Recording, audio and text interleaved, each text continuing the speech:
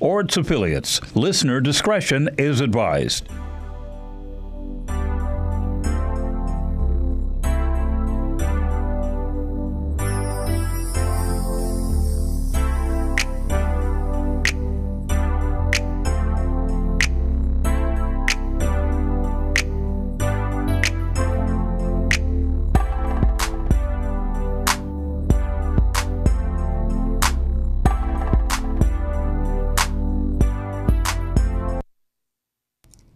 Hello and welcome to Community with me, Melissa Sandfield. Today is September 17th and we are having hot weather, which would explain why I have some hot, very legendary guests in my studio today. Community with me is all about comedy today. It's all about fun and we're going to laugh until the show's over. So I'm going to go right into I'm going to mention Pitbull. I don't have any drinks today, but they are our sponsor, our number one sponsor, and the boss makes sure we're taken care of here at RMC and make sure we take care of our guests. And today we have legendary guests. Again, I'm going to have them introduce themselves, and who can speak better about yourself than yourself? I mean, who does that? So I can say many great things about all of these gentlemen. They're wonderful, handsome, and talented gentlemen, but I'm going to let them speak for themselves. Here we go. To my immediate left, I'm actually going to introduce him because I know him really well. He is my father. He is Richard of Richard and Willie. He is an ex-Marine. He is a father. He is a husband, and he is my father, I must say again. So I would like to introduce you. Welcome to the show. Welcome, dear. I'm glad to be here. And I'm going to correct one thing. I was in the U.S. Air Force, not the Marine. No, ain't no in the ground. I'm getting on the ground. I was flying. I had Red Bull. Well, tell us a little bit about yourself. Well, I am Adani, and this is not Nestor. I'm the ventriloquist. And I started out about 40 years ago and cut records with Red Fox, Richard Pryor, and a lot of others. I cut 12 LPs that sold enough that it can keep me in a suitcase. That's right. And we have a beautiful home by the beach overlooking the ocean. And so Connie is good to us. As long as he keeps me in a suitcase, he don't need money right now, and you will never get it. Because I'm taking care of you. When I retire, you going to retire. Good job. Yay. And next to my left here, we have Joe Caffey. Tell us a little bit about yourself. Well, my name is Joe Caffey. I'm from Youngstown, Ohio, and I started ventriloquism about 40 years ago, but 1973 is when I started. I was influenced by a guy by the name of Barney Bing, a local ventriloquist that had a TV show, a children's TV show, and then my cousin's cousin was a ventriloquist. And that's how I first got introduced to ventriloquism. Wow. Can I talk? I'm not. Are you done? I'm not done. Well, I'm going to introduce my own self. I'm Ricky Jackson. You know what I'm saying? You know what I'm saying? Hi, Ricky. All right, Ricky. Go, Ricky. It's your birthday. That's right. It ain't my birthday, though. Don't dance like it. It's my birthday anyway. Go, you know Ricky. So I'm chilling. I'm from Youngstown, too. You know what I'm saying? The east side. Okay, you ain't got to do all that. Man, you be quiet. What? You be quiet. I'm talking. She was talking to me. But I don't want you to talk right now. What? I don't want you to talk. We can't talk at the same time, so you be quiet. Okay. Well, nice to meet you, Ricky. I'm so glad that you're here. Nice to meet you, too. Good. You're a beautiful lady. Rick, we didn't come here. I'm just saying. I'll get your number later, Okay. Ricky. And then across from me, I'm so sorry that you're all the way over there. We don't have enough mics. We have Dr. Luke. How are you? Tell us a little bit about yourself. All right. Thank you. I am Dr. Lou, originally from Oakland, California. Been doing comedy a little bit over 20 years. So I started doing mime and improv and kind of drifted into comedy. So I've had the privilege to work all around the world, from Australia to Fiji, to Europe, Canada, and it's been great. Oh, wonderful. Okay, and last but certainly not least, we have David Damas.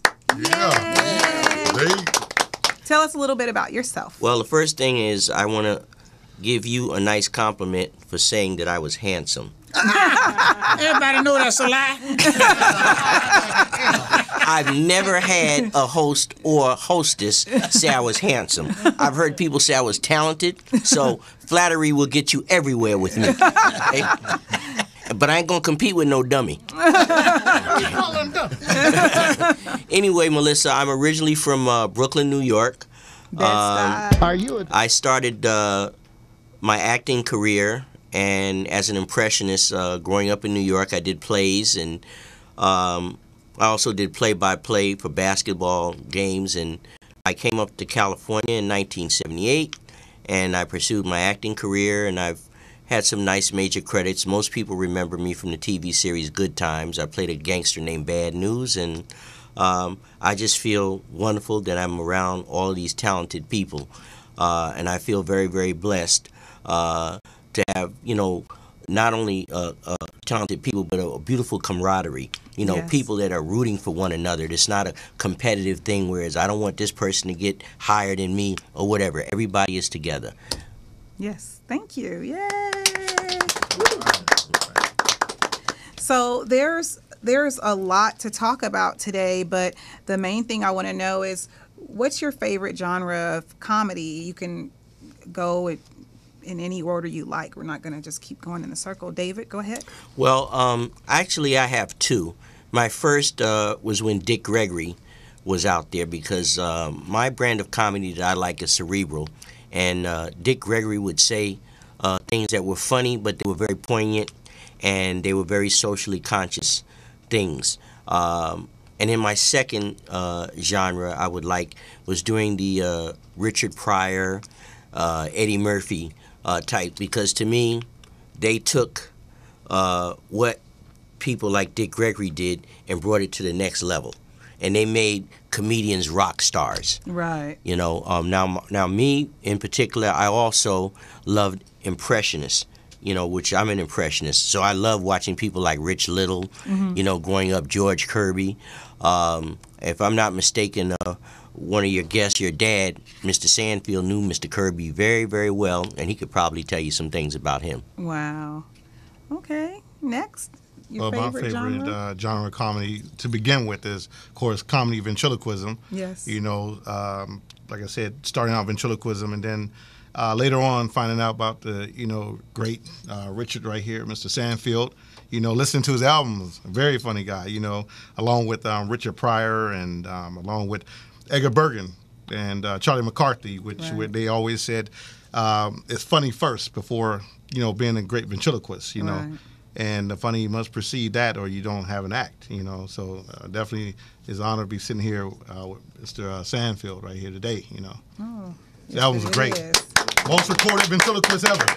Right. Amen. Well, let me say this. Joe Caff has been very, what can I say, very nice to me. And this young man is I hope I'm his mentor, because I try to give him pointers, and he's very receptive to ideas, and I think he's going to go places. He's got to stick with it. It takes time, takes that break, and he's very funny. I've seen him on stage at what club that I saw you at, Joe? The Improv. Improv, in Hollywood. and he was working. And Dr. Lou there, I've seen him on stage. He was at the Ice House, and out of 8 comics, he was the funniest. He took the baby. He was great on. And I gave him some pointers. And whether he accepts them, I don't know. And David Dumas is always funny wherever he goes. Right. And so what I try to do is, my day is over, and I've had a great time. Comedy has changed my life. And I work with the best, Bill Cosby, Red, Nancy Wilson, Cannonball Alley, Apollo Theater, venues around the country, opening act for Roberta Flack. You name it, I've done it. But I want to see these guys. They're coming up, and they have great talent, and we're going to all pull together and help get them there. Yes. Yeah. Sounds good. Yay. And last but not least. And I enjoy all types of comedy. Nonverbal, I like mime and physical movement, like Mantan Moreland and things that he did. Some of my favorite stand-ups were, as I mentioned, Richard Pryor, Red Fox, George Carlin. I like Carol Burnett's work as well. Mm-hmm. And also in Europe, I used to love Monty Python, because they brought a sketch kind of comedy that was not familiar in the U.S., but then it caught on, and the rest was history. But it was always funny and had a point of view. So I think that comedy today is a build-up, and it should continue for the younger comics to come in and add things to the things that have already been established. But like Joe mentioned earlier, the main thing is being funny. So like they said, comedy is say something in a funny way, do something in a funny way, or say and do something in a funny way. Yes, and I think that we were talking about before the show started that comedy is a form of therapy. And it's like, what do you do when you're standing up there and you're giving it your all and the audience just doesn't laugh? What do you do? Well, I like to just have fun. It doesn't matter because it's about, like you said, it's therapy, so it's about me. It's about having fun, expressing. Really, any art form is about expressing yourself clearly and concisely. That's the first thing that I tell anybody that just started comedy out. Can you reach home with that audience? Can you hit where they live at? That's more important in the beginning than getting the laughter. Because once you get into their psyche, the way they think and where they feel and understand, then the humor is naturally going to come. Right. Okay. Well, you know, comedy is a skill, and don't let anybody fool you. Comics are not born. People have, I think, inner comedy, but it has to be developed. And I remember working in small clubs like the Parisian Room right up here on La Brea in Washington. I used to hate Sunday nights because Sunday nights I'd have to stay on stage sometimes for 45 minutes working to 3 or 4 people. That's difficult. But that's where I learned that. Then when I got out in the big arenas where I had 10 or 12,000 people out there working with Nancy Wilson and God knows who else, it was like stealing candy from a baby. Wow. It was so easy. So I'm getting all this money and having all this fun, and it's so easy. But on those Sunday nights, it was aggravating. But that's where you learn your crap. When people don't laugh, you learn more from a show when they don't laugh than when they do laugh. Wow. Cool. I'd like to add something when I was talking about me liking cerebral comedy. I would also like to add Richard to that because on his albums, Richard had some very poignant things that he would say. One of my favorite jokes that he used to tell, but it's true to life. He used to always talk about the fact that you could go to the, quote, ghetto and see many black people driving a Cadillac, but how many black people do you know can fix a Cadillac? Okay? I mean, that not only is that funny, but what he's making a point about it's important that we as black people, African Americans, if you want to be politically correct, we should learn a skill. Right. Okay? See, so it's not just funny, he's giving us a good message. Right. So I wanted to give Mr. Sandfield some credit on that, too. Thank you very much, David. Thank you. Okay, thank you. And you can go ahead with the last question that we had. I'm sorry, my mind went blank. What was the last question? When you're bombing. Well, see, I was very fortunate that I didn't have to deal with those situations because I'm not a stand-up comedian. I'm an impressionist. So most of the characters that I've done were people on television. So, and I didn't have a, quote, act like Mr. Sandfield or Dr. Lou or Joe. You know, I didn't have a set routine. I just did my impressions, and if the people knew who the people were, I, was short and sweet. So I couldn't, that's why I have respect for what these people do. I can't stand on a stage and give you 30 minutes of material or 45 minutes of material. That's why I give these people credit. Right. I was blessed with the ability to do voices and to do impressions of people and watch people, and that's how I was able to keep the interest. So I guess I was blessed I never had to deal with that, You see, if I wanted to be a person to tell you about Jell-O pudding, people would pay attention. You see? But you know something? If I want to talk about my neighborhood where I grew up around in Puerto Ricans, I said, no problem. I can talk about that, Or there was a character that Dr. Lou is great on, right? Which is, the great thing about coming from the islands, you learn to have 2, 3, 4 jobs all the time. That way you have money, okay? You don't have to beg. You don't have to go to your girlfriend and say, honey, give me some money so I can put some gas in the car, okay? I heard Dr. Lou has a character that's West Indian too. What you mean too, boy? Me the original. If you hear somebody else that got one, let me know, and I'm going to drop them and the character. Yay! Okay, great. Thank you. That was a great job, David. Dr. Lou? Yeah, I think the first thing that you have to realize is it has to be funny to you. That's number one.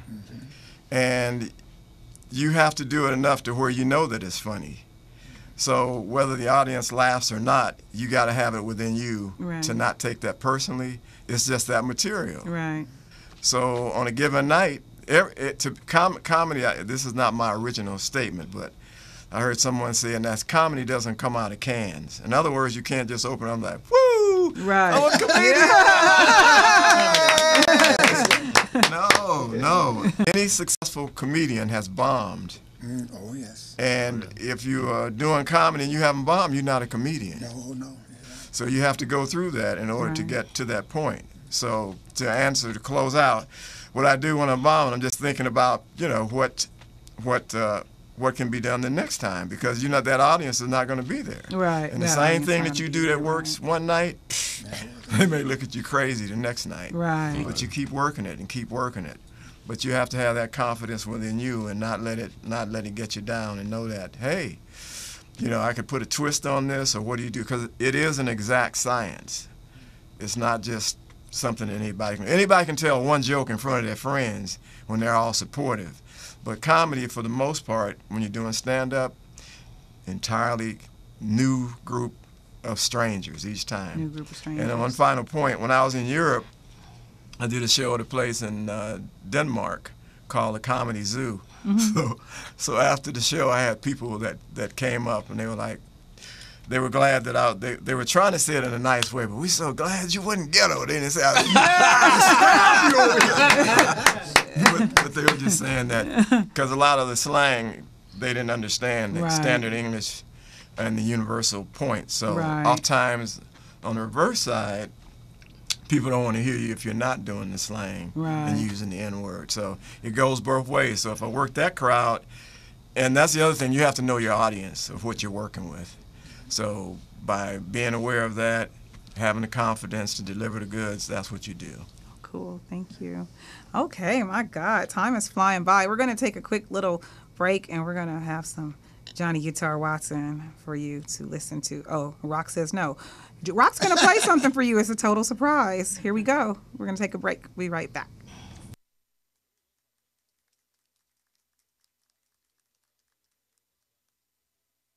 Pitbull Sugar-Free Energy Drink, the only energy drink named suitable for diabetics by the American Diabetic Association. And it's now available with no calories, no carbs, no sugar, and no fat, and a smooth, natural blend of energy, vitamins, and minerals. Need to quench your thirst? Try Pitbull Sugar-Free Energy Drink, the only energy drink named suitable for diabetics by the American Diabetic Association. And it's now available with no calories, no carbs, no sugar, and no fat, and a smooth, natural blend of energy, vitamins, and minerals. Pitbull Sugar-Free Energy Drink is the healthiest, best-tasting energy drink around. For more information and online ordering with free shipping, please visit hiphopbev.com. Remember, Pitbull Sugar-Free Energy Drink, suitable for diabetics, great for everyone. Are you a diabetic? Need some energy? Need to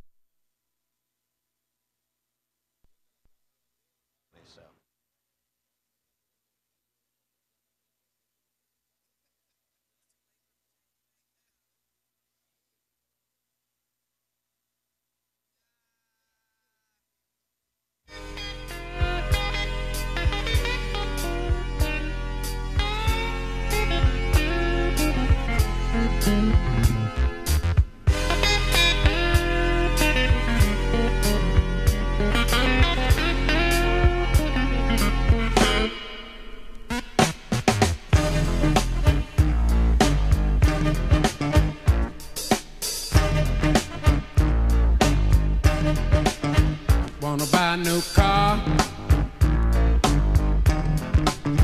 but the price ain't right. Ain't that cold? Be a damn sight cheaper, yes it would. Started riding a bike. Listen, they making milk out of powder. Yeah, they are. Got the babies crying. Poor baby, they know what that stuff is. The rent's gone up higher. Yes, it is. Got the parents lying. Or its affiliates. Listener discretion is advised. Lord, it's a real motherfucker, yeah. Make you wanna run for cover, yes it will. And if you look, you will discover, yeah. Lord, it's a real motherfucker, yeah.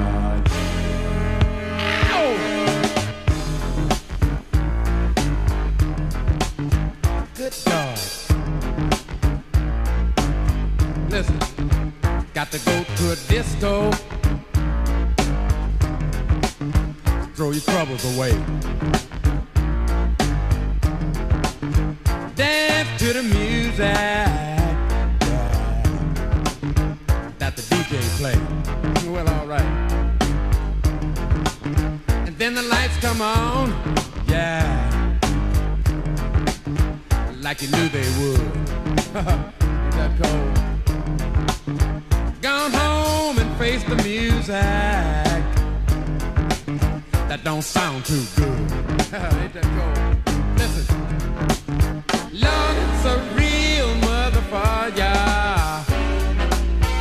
It'll make you wanna run for cover, yeah. And if you look, you will discover, yeah. Lord, it's a real motherfucker. We are back. We are laughing. I have split my shirt and my pants laughing so hard. We're having a great time here. I have legendary comedians here with me today, and they're giving us tips all about being funny. I thought I was a comedian because I thought I got it honest from my dad, but I don't think I would be brave enough to go out on the stage and try a comedy routine. But I have a semi-serious question for you gentlemen. One of you or all of you can answer it. I want to know, what do you think about comic and comedy being politically correct, and do you use the N-word, and do you think it's necessary to use that word? And is it okay to use it sometimes or never? I think it's okay to use it sometimes. You use it, I use it in certain audiences. I'm not saying it's politically correct. It's probably not. Comedy, in most of I did an album called Red, White, and Blue from a Black Point of View. It was a very political album. It was about racism, primarily. The whole album based on racism. And one of the jokes I had in there, I said that at that time Nixon was not loved by the black community. And I said President Nixon was going to die on the Negro holiday. And somebody said, how do you know he's going to die on the Negro holiday? And Willie said, any damn day he died going to do a Negro holiday. And that joke got over very well, doing it when Nixon was president. So you can interject a lot of thoughts in people's mind through comedy, and that's what it's about. You can make people think, and you can really guide people to like dislike certain things by being a spokesman, because you're selling a lot of albums out there. When they listen to that, they have to think. Right. Yeah, that's good.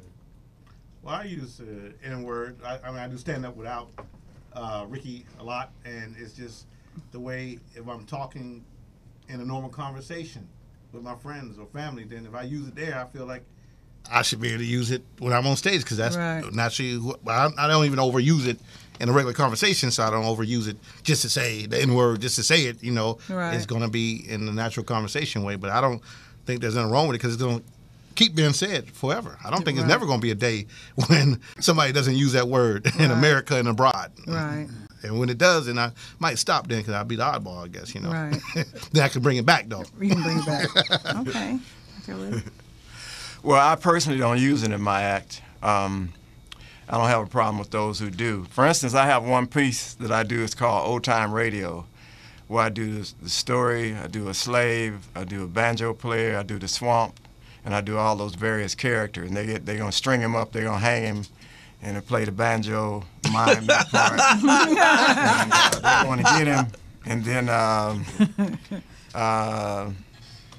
Grandma comes out, she says, meet me on the River Jordan on the other side. And it's about 77 different pieces to the story, but we go back into those times, but I never use the word just come out and say I use nigger and to beat all around it. So you can do innuendos, and kind of get the same results. But I think that comics should have the freedom to talk about whatever they want to talk about. And anybody that gets on stage, I have respect for them. So that's my opinion. Okay. Well, this is a subject that's been debated for decades. And as Joe said, I think it's going to continue to be discussed. But, barriers about that word have been tried to be broken down. And I think we give it too much power when we don't use it. For example, one of the people I talked about that I loved in comedy was Dick Gregory. He wrote a very controversial title of a book. Not that the book was controversial. The title was called Nigger. But he used humor in it, and it helped break down barriers. His thing was, every time that word is used, that's an advertisement for his book. Okay? So, and even in his act, Melissa, and my fellow comedians, he used to tell this wonderful joke. That's why I said I like cerebral stuff. In the 50s, when he went into a lunch counter or restaurant, and they say to him, "We don't serve niggas." He said, "That's fine, because I don't eat them." Right? And so, so he would order a chicken, and he'd have a knife and a fork, and a white man would walk up to him and say, "Nigga, whatever you do to that chicken, we gonna do to you." So Dick Gregory would take the knife and the fork, put it down, pick up the chicken, turn it backside, and kiss the chicken's butt. So, you know what I'm saying? He said, "Go ahead." You know what I'm saying? So, he tried to break down the barriers. And then Richard Pryor, when he came out with That Nigga's Crazy, which was one of the most popular selling albums of all time, right? Then he went to Africa, and then, he said he had a life change, and he said he wasn't going to use the word anymore in its act. But it's still being used today. So this is a debate that's going to go on endlessly. Yeah, it's just like the old saying, what came first, the chicken or the egg? Right. So, we shouldn't rack our brains on it. Right, that's a good point. So what type of humor do you think is what do you think is just like, oh, he went too far with that? You know what I mean? Like, what do you think is like too much? Well, let me say this. I went to see Dr. Lou at the Ice House, and my wife and I felt a comedian that went on before him. I think it was a male comedian, and I thought he went too far, too explicit, explaining some sex stuff. And I thought it got really raunchy. And I think that's the only area, well, some other areas too, but I became distasteful. And I know I did a lot of sex stuff in my album. Most of my album were based on that, but I drew a line somewhere. I never became Rudy Ray Moore. And Rudy Ray Moore is a great comic, not putting him down, but he sold a lot of records, made a lot of money, but I draw a line when it comes to a certain point, especially in sex. And but this particular comedian went very vividly into things, and it wasn't funny. That's the key. It wasn't funny, and the audience just stopped laughing and just stared at him. So I think sometimes you can go too far. I want to interject. You don't have to answer this if you don't want to. But there was this, I've Googled you. Well, I Googled myself too, y'all. But I Googled my dad, and my dad has the most controversial album cover, I think, in the history of the world. He had a lot of them, Melissa. He had a lot of them. I don't know how you can single one out. This one particular one, you don't have to answer if you don't want to. Was it your idea? What were you thinking? And how did it go over at that time?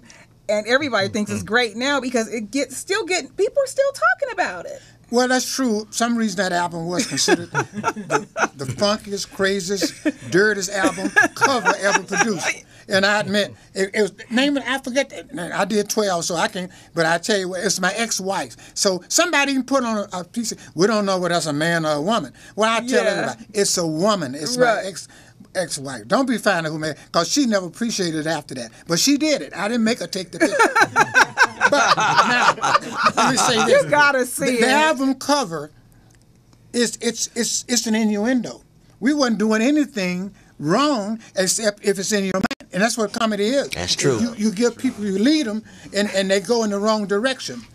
Like Willie has a joke where he says a woman was in a Cadillac and she let the seat back and took off her panties and open legs. And I said, Willie, what did you do? He said, I took the Cadillac. Well, see, you're the one going in the wrong direction, not Willie. See, because everybody think he's going to do something else. Well, that's what's happening on his album cover. It is very risque. It's provocative. And we did it. And I can't think of the name of the album. He's going to look it I up. don't want to Rock's say going the to name look of it it. up. But it's on TV, and it's considered the most risque album cover ever done. And so I did it. It was my idea, and I'm proud of it. Everything I did, I'm proud of. I'm not going to back away from it. Right. Yeah. Yeah, I that wasn't on the script, y'all, but I had to ask because it's a great album cover, and it's something that I would do in my fantasy, but not in real life. But anyway. In a fantasy. So while Rock is looking that up, what do you think about that, Joe?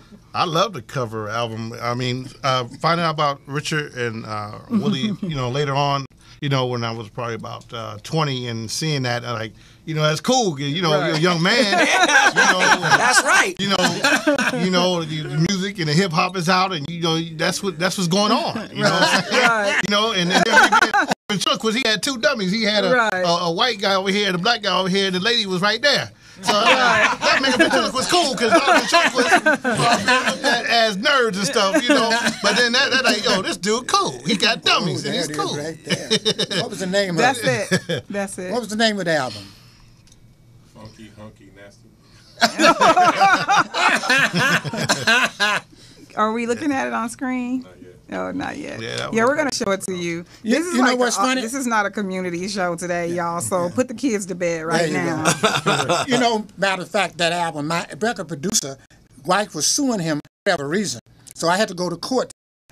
I'm his name, David Drojan, and testify as to my album. So when I got to that particular album, I said it, and I think the judge, he became city councilman, and the clerk said, "Will you repeat the name of that album again?" And the judge said, "Please don't. If you just missed it. Don't repeat that no more." So I had to shut up. But that's the album cover. Yeah. It is provocative. And the look on the dummy's face is kind of tell it all. Right. That's a cool ventriloquist right there. There you go. Yeah. Ventriloquist are being weird, nerdy, but there you go. Now the lady that's actually tying my shoes. We can't see the shoes. We don't want to see the shoes. Wow. Yeah. I Googled it and it was. Yeah. It was. There was much conversation about that album cover. Wow. And I'm wondering, like I say, 30 years ago, 40 years ago, how is that? Like, how do you think, is it still relevant? Like you said, it is. It's so funny that goes on. I mean, you talk about things that are relevant today. That's you got fifth graders talking about that stuff right now. Oh, my God. Don't remind me. That's true. So what do y'all think over there? We want to put you to piggyback on what Joe just said about the fifth graders, because of the internet, I mean, children get so much information and they're so much smarter. Okay, back when Richard was doing albums like that, like Joe said, maybe he was 20 years, but if you were younger than 20, we'd have to sneak to listen to his albums. Our mothers wouldn't let us listen to that.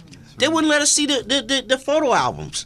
You had to sneak and do those things. But see, now so many things are out in the open. But getting back to your question about what's going too far, I think it's not even a question about what's going too far. I think timing also has to do with when you're going to bring out certain material. For example, like right now, a hot topic in football is domestic violence, okay, and also violence against children.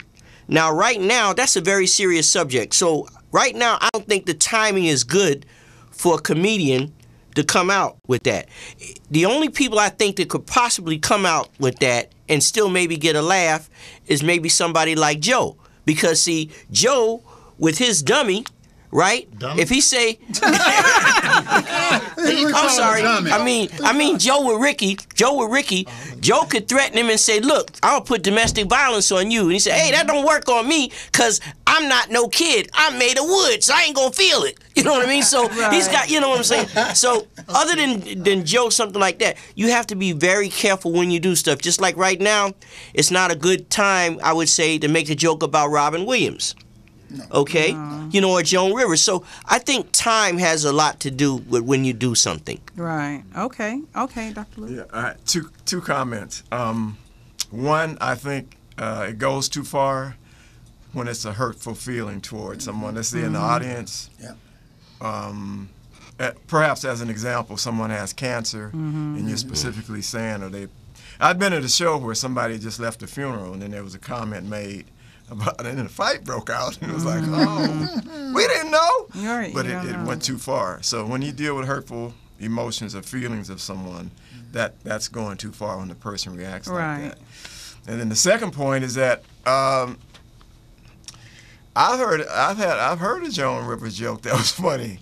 I hated to laugh at it, but it was funny, and it didn't deal with that pain. Right. But the comedian who was clever enough to do it. So there are some people that are clever enough to make it work, some comics. Right. Because that's their job in a sense too, is to take that and find another angle that you hadn't thought of, but it's funny. Right. And you know it's funny when you particularly like, I'm not supposed to be laughing. Right, but right. I'm this is not funny. going to laugh at that. And that's I've the done job that of the before, you know, at the Robin Harris tribute. There was something said, and I was like, I should not be laughing at that. I can't even remember what it was, but it was so funny. And that's you all, that's your job, to make us laugh. So, I mean, you, like you said, you feel bad, but my God, you were clever enough and creative enough to make me laugh at such a tragedy. Because there's comedy in tragedy, and there's comedy in, did I say vice versa? So tragedy and comedy and tragedy. You can find something bright in almost everything, or give a twist to it, and that comes back to the therapy that we spoke about earlier. Just want to close on one point. Yes, sir. That's the thing that I love about improv, because you can take, like, I directed the Comedy Act Players, and we opened for Robin Harris when he went to the Roxy. We were at the Regency West in L.A. So he asked us to open because we had a talented group, and we were able to act out certain things. And I was working with some youngsters, and we had a piece right after Trayvon Martin, and it was a court scene. So basically, the community was up in arms about what had happened. Yeah. So the judge called up both lawyers to approach the bench, and you know, everybody said, "Oh, he's free," and the judge reached down up under his robe and took a brick and beat both defendants in the head, which got a huge laugh because they made the wrong decision. Wow. So it was just a twist on a subject that was very sensitive. Right. For example, Melissa, when I was talking about maybe going, you know, too far, let's just say, you know, I'm an impressionist, but let's just say I got on stage and I took a tie and I put it around my neck, and I pulled up like that, and I had my tongue hanging out like that, and I'd say, "Who are you doing an impression of?" "Oh, Robin Williams." See, that's tasteless, because the man died, you know what I mean, strangling himself. Right. So, you know, that's what I said. Sometimes the timing, I think that's going a little too far. Right. You know, so. I understand that. Okay. Let me say this also. Sorry, Richard. Comedians do get pressure sometimes. I know I did during my career, not to use certain type of material. I never got pressure for using risque material, but I used some ethnic jokes, not about black people, about other minorities, and somebody who came to the club, spent a lot of money, didn't like it, and went to the club owner, and they came to me and said, "Could you take that joke out of your act?" That happened to me at the Parisian Room, where I used to pack them in up there. And I told the club owner that no one will censor my act. If they don't like my act here, don't come see it, or don't book me there. But I'm not taking anything out of my act because one or two people don't like what I said. Right. They don't have to come and see the show. So I'm sure other comedians have gotten that kind of pressure from audiences, whatever. Right. So you're not going to please everybody. If you got 1,000 people out in front of you, if you can please 95% of them, you're going to be okay. Right. You're not going to please 100%. No. You know, it's like a good wife. She's not going to be a good wife 100% of the time. Well, my stepmom, his wife is here. And that was personal. Oh, my God. His wife is here, so you might not see him in the next segment. He might be gone. You are in trouble. I heard Ricky. In trouble? He's in trouble. Okay. Well, I'm gonna ask each person at this time before we take one quick break. Tell me your favorite joke. Joke. You can go first. No, with me. Well, okay. One that I grew up doing is basically with Ricky is he talks about his girlfriend. Yeah, I got a girlfriend, man, and I don't like her etiquette when we go out. You know what I'm saying? Well, why is that? She bites her nails. Lots of girls bite their nails. Toenails? That's a good one. Okay. Next, your favorite joke.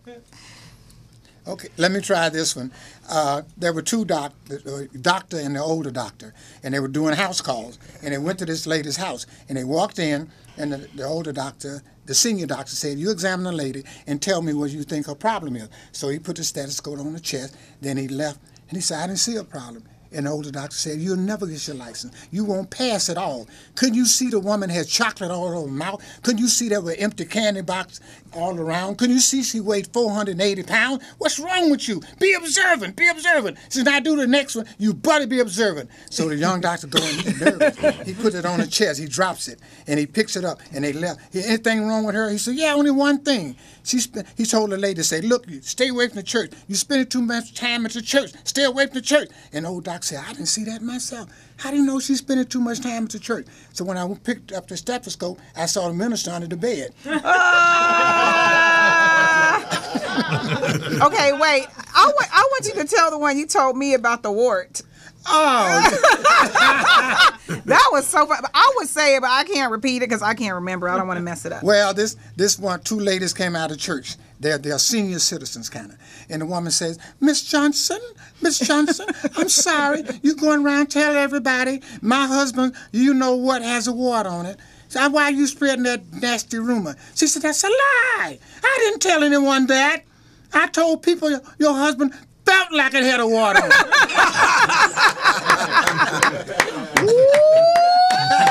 That's my daddy, y'all. All right. Dr. Lou, your favorite joke? That was good. Thank you. My mom was having problems with my family when we were growing up. So somebody said, you know what, Ms. Adams, you need to try ginseng. So she did. So every day she got up, she drank a whole fifth of gin and started to sing.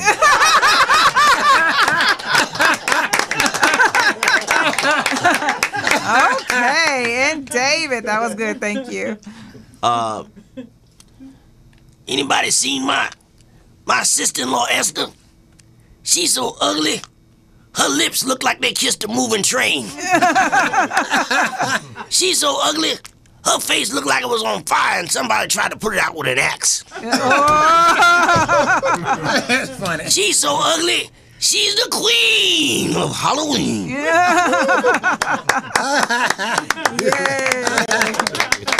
Okay, we're going to take a quick break, and we're going to come back with some closing remarks, and we're going to find out if these gentlemen have any events coming up that we can let you know about, so you can go check them out. We'll be right back.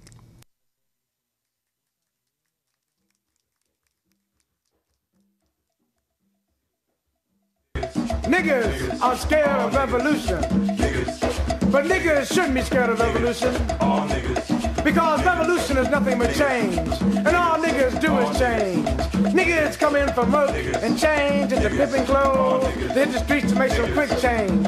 Niggas change their hair from black to red to blonde and hope like hell their looks will change. Niggas kill other niggas just because one didn't receive the correct change. Niggas change from men to women, from women to men. Niggas change. You hear niggas say, things are changing. Yeah, things are changing. Nigga things into black nigga things. Black nigga things that go through all kinds of changes. The change in the day that makes them rant and rave. Black power, and the change that comes over them at night as they sigh and moan. White lies. Niggas always going through bullshit change. But when it comes for real change, niggas are scared of revolution. Niggas are actors. Niggas act like they're in a hurry to catch the first act of the great white hope. Niggas try to act like Malcolm, and when a white man doesn't react toward them like he did Malcolm, niggas want to act violently. Niggas act so cool and slick, causing white people to say, what makes you niggas act like that? Niggas act like you ain't never seen nobody act before. But when it comes to acting out revolution, niggas say, I can't dig them actions. Niggas are scared of revolution. Niggas are very untogether people. Niggas talk about getting high and riding around in L's. Niggas should get high and ride to hell. Niggas talk about pimping, pimping that, pimping what? Pimping yours, pimping mine. Just to be pimping is a hell of a line. Niggas are very untogether people. Niggas talk about the mind, talk about my mind stronger than yours. I got that bitch's mind uptight. Niggas don't know a damn thing about the mind, but they'd be right. Niggas are scared of revolution. Niggas fuck. Niggas fuck, fuck, fuck. Niggas love the word fuck. They think they're so fucking cute. They fuck you around. The first thing they say when they're mad is fuck it. You play a little too much with them. They say fuck you. When it's time to TCB, niggas are somewhere fucking. Try to be nice to them. They fuck over you. Niggas don't realize while they're doing all this fucking, they're getting fucked around. But when they do realize, it's too late. So niggas just get fucked up. Niggas talk about fucking that, fucking this, fucking yours, fucking monsters, not knowing what they're fucking for. Ain't fucking for love and appreciation. Just fucking to be fucking. Niggas fuck white thighs, black thighs, yellow thighs, brown thighs. Niggas fuck ankles when they want olive thighs. Niggas fuck Sally, Linda, and Sue. And if you don't watch out, niggas will fuck you. Niggas will fuck if it could be fucked. But when it comes to fucking for revolutionary causes, niggas say fuck revolution.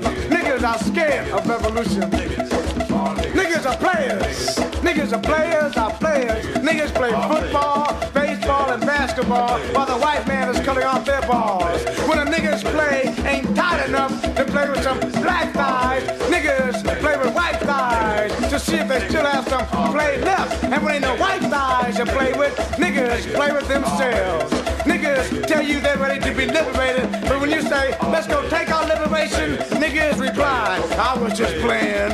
Niggas are playing with revolution and losing. Niggas are scared of revolution. Niggas do a lot of shooting. Niggas do a lot of shooting. Niggas shoot off at the mouth. Niggas shoot food. Niggas shoot traps. Niggas cut around the corners and shoot down the street. Niggas shoot sharp branches at white women. Niggas shoot dope into their arm. Niggas shoot guns and rifles on New Year's Eve. A New Year that is coming in. But white police would do more shooting at them. Where are niggas when the revolution needs some shot? Yeah, you know, niggas are somewhere shooting this shit. Niggas are scared of revolution. Niggas are lovers. Niggas are lovers are lovers. Niggas love to see Clark Gable make love to Marilyn Monroe. Niggas love to see Tarzan fuck on a native. Niggas love to hear a Lone Ranger yell, hi-ho, silver. Niggas love commercials. Niggas love commercials. Oh, how niggas love commercials. You can take niggas out of the country, but you can't take the country out of niggas. Niggas are lovers, are lovers, are lovers. Niggas love to hear Malcolm rap, but they didn't love Malcolm. Niggas love everything but themselves. But I'm a lover too. Yep, I'm a lover too. I love niggas, I love niggas, I love niggas. Because niggas are me, and I should only love that which is me. I love to see niggas go through changes. We are back. My goodness, we have had an explosive, exciting community today, and it's been all about fun and all about a little bit of therapy. Actually, I feel so much better. I was a little sad when I came today, but now I'm much happier, and that's what comedy does for each and every one of us, whether we know it or not, or would like to admit it or not. So we're going to go around and we're going to say, hey, what are you doing now? And do you have any upcoming events and any closing remarks? Performing at the Comedy Store, Improv, Sal's Comedy Hole, where I work out a lot, new material and everything. And me and Ricky, we just did our first movie. It's called Driving While Black. Oh, wow. Driving While Black. Cool, we'll look for that. All right. And we did a show earlier this year that aired on TV One called Love That Girl. Oh, yeah. I saw that. That was great. Thanks. I saw that.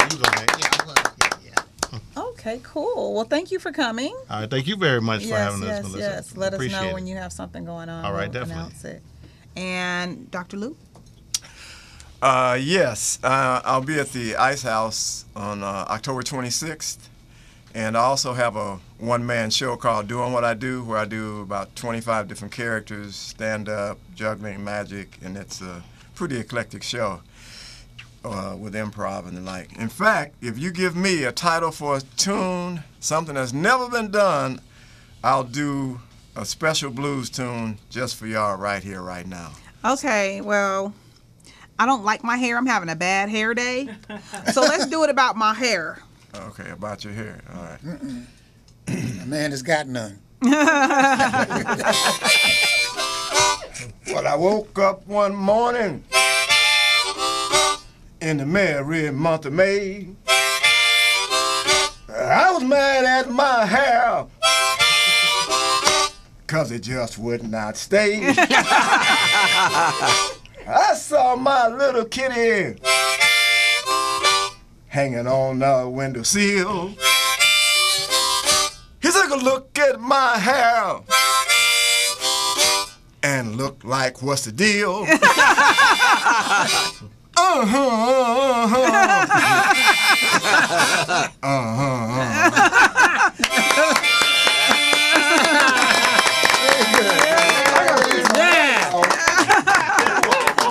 you, Dr. Lou. That was good. Okay, David? Well, I can't give your show any exact air date, but I also did something that will be on TV One also. I participated in Unsung Hollywood, the Red Fox story. Oh, cool. Once again, I can't give you an air date. I guess you just have to watch the TV One listings. And you said we could also have closing remarks. Two things I want to say. First of all, I would like to give some credit to some of the comedians' wives, because a lot of times they're the butt of jokes. Mm-hmm. You know, for example, when Richard was telling jokes about his wife, who happens to be here, if she doesn't have a good sense of humor, you know what I mean? Mm-hmm. You know, something to bounce off, that could be a problem. And he made me think of the great Robin Harris, who many of you might not know, was mentored by Richard. Richard is the one that got Robin into comedy. One of his most famous jokes he used to talk about was he wore his wedding ring on the wrong goddamn hand and the wrong finger because he married the wrong goddamn woman. So, you know what I mean? But if his wife didn't have a good sense of humor. Right. And then the last thing I wanted to say, since she said it was closing remarks, I just want to say, in the words of Muhammad Ali, Melissa Sandville, I like your show, I admire your style, but your pay is too cheap, so I won't be back for a while. Yeah, we don't pay. The boss gave me the show, so I don't give the guests anything. We're all just blessed and grateful to be here.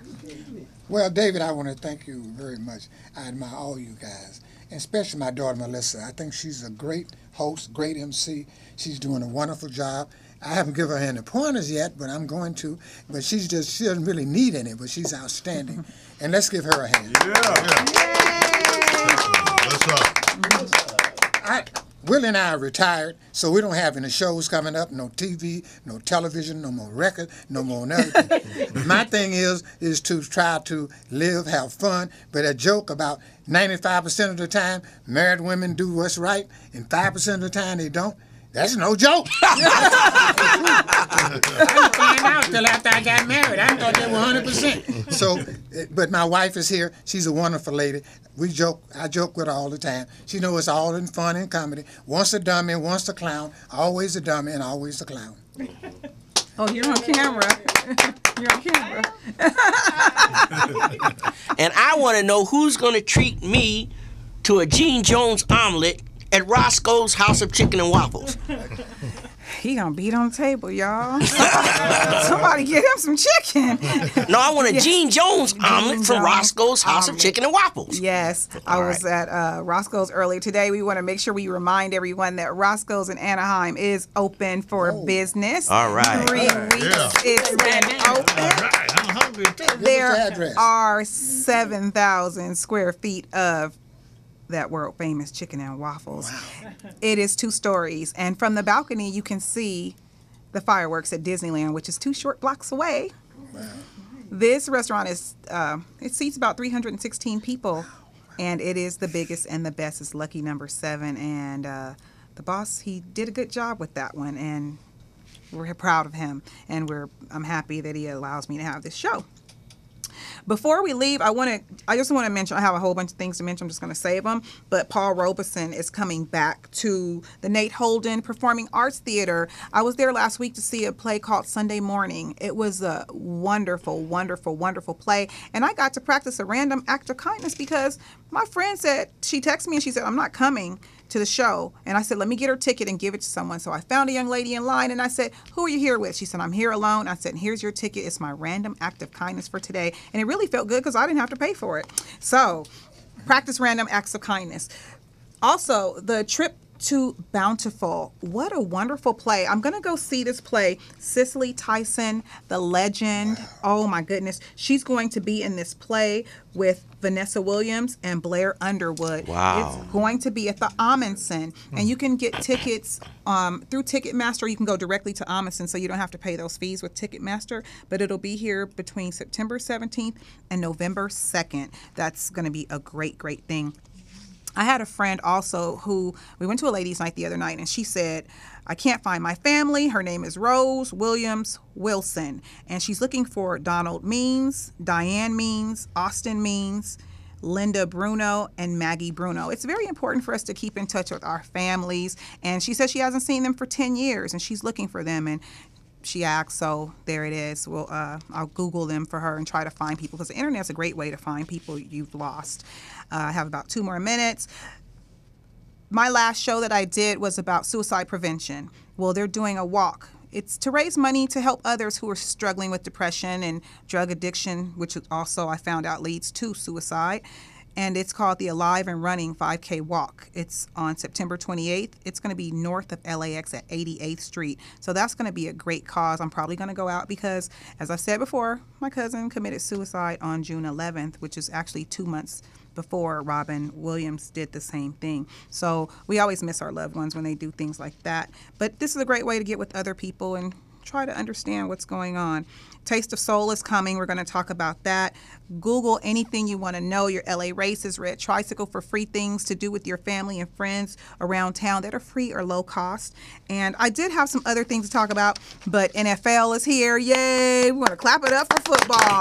I am so excited that football is back. I am one of those girls who loves football, and I like to go to football. The last thing I'm going to tell you about is the La Brea Tar Pits. They are free on Tuesday of every single month. The La Brea Tar Pits, the admission is free. Oh, and the LA County Fair. We don't want to miss that. I went to the Orange County Fair. It was a blast. But the LA County Fair is always fun. I had something that was just horrible. It was a maple bacon covered donut. It was like ridiculous, but we all had a little bitty piece, and it was so good. So when you go to the fair, you're able to get the deep fried Oreos, and there was a Krispy Kreme burger my dad and I were talking about, a double cheeseburger that's on a Krispy Kreme bun. So have a lot of fun, do everything in moderation. David wants Roscoe's. Dr. Lou is going to be at the Ice House. Usually when people come, they bring me tickets, just so you'll know for next time, to whatever they're doing. So, oh, he got it. Oh, okay. So I do have my perks tonight. You know, I need those to keep going. I want to thank everyone who has come tonight. My dad, Richard and Willie, you can Google him. His information's still out there, and those covers, and you can even still buy his material. And then we want to thank Joe Caffey and Ricky Jackson. We're going to exchange numbers after the show, don't worry. And we want to thank Dr. Lou for coming in. Yes, yes, yes. And David Damas for coming in. And we want to thank Jose, who didn't want to come on because he's a little shy, but we'll get him on here for something. One thing or another, we will get Jose on here because he's a great friend. He's very inspirational, and he always supports everything that we do in our small little family community. He's always there. So we want to shout him out. And then we want to give Stepmom a shout out for being here and always being very supportive also. So in our community, we are supportive of each other and the different things that we do, which in our community a lot of times are good, but sometimes we deal with some other issues, and at the end of the day, it's going to be very helpful and resourceful and therapeutic. That's the main thing. So in your community, I don't know what you're going to do. I'm going to go to the Ronald McDonald House this weekend and do some work with the kids. And if you have money, leave it in that box when you go to McDonald's. Help out the families that are there. with their seriously ill children. That's my story, and I'm sticking to it. We'll see you next week in the community. Have a great week. Bye. Extremely dangerous.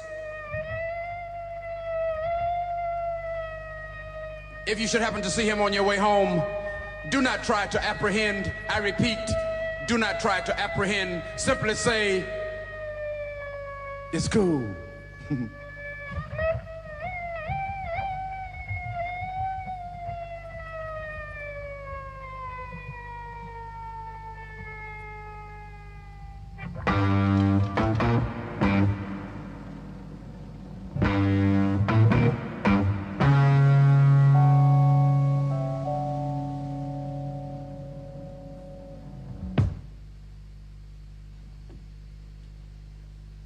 The story you're about to hear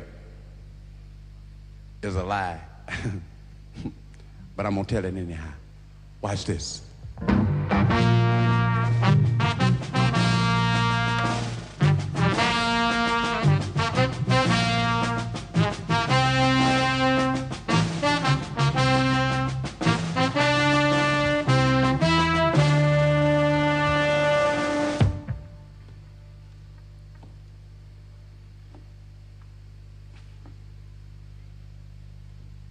Date, November the 106th. Approximate location. Where we at now? Bremen. At the TV studio, being cool. Who is it? I'm gonna tell you.